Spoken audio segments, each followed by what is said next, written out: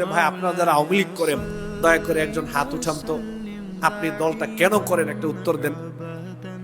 এই কথা বলার পরে আমি বলছি, আপনি কি এই কথা বলতে পারবেন যে হুজুর আমি মুসলিম হিসেবে আমার মধ্যে ভুল থাকতে পারে, তবে আওয়ামী লীগ দলটা আমি আল্লাহর জন্য করি, এই কথা কি বলতে পারবে?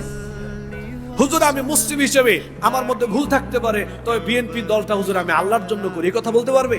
কিন্তু আগের ওরা কিন্তু ঠিকই বলছে, তাবলীগের ভাই ঠিক বলছে, চরমনার ভাই ঠিক বলছে, জামাত ইসলামের ভাই ঠিক বলছে, আহলে হাদিসের ভাই ঠিক বলছে, সুন্নি ভাইরা কিন্তু ঠিকই বলছে হুজুর আমি মুসলিম, আমার মধ্যে ভুল থাকতে পারে, কিন্তু দলটা আমি আল্লাহর জন্য করি। কিন্তু আমার আওয়ামী লীগের ভাইয়েরা, আমার কলিজার টুকরা বিএনপির ভাইয়েরা, আমার কলিজার টুকরা জাতীয় পার্টির ভাইয়েরা কি এই কথা বলতে পারবে যে হুজুর 70 বছর আমি দলটা করছি, আমার মধ্যে ভুল থাকতে পারে, কিন্তু দলটা আমি আল্লাহর জন্য করছি? বিনয়ের সহিত বলতেছি, কষ্ট দেওয়ার জন্য না। কেউ কি কথা বলতে পারবেন? কুল ইন্না সলাতি ওয়া নুসুকি ওয়া মাহইয়ায়া ওয়া মামাতি লিল্লাহি রাব্বিল আলামিন।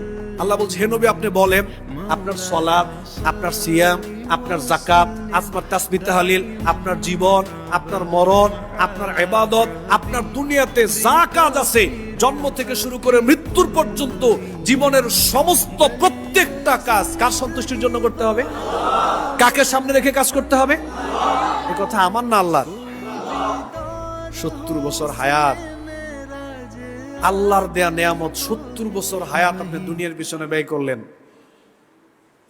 একবার চিন্তা করেন, এখানে আল্লাহ নাই, এখানে আল্লাহ নাই, আল্লাহকে বাদ দিয়ে চলতেছেন। ওই জায়গাটায় আপনার লক্ষ্যটা কি? আপনার লক্ষ্যটা তো ঠিক করতে হবে। আমার একটা লক্ষ্য আছে ভাই, আমি এই জায়গায় গেলে এই কাজ করার চেষ্টা করব, একটা লক্ষ্য তো থাকতে হবে আপনার। লক্ষ্যটার মধ্যে আল্লাহ নাই কেন? এই কাজটার লক্ষ্যটার মধ্যে আল্লাহ নাই কেন?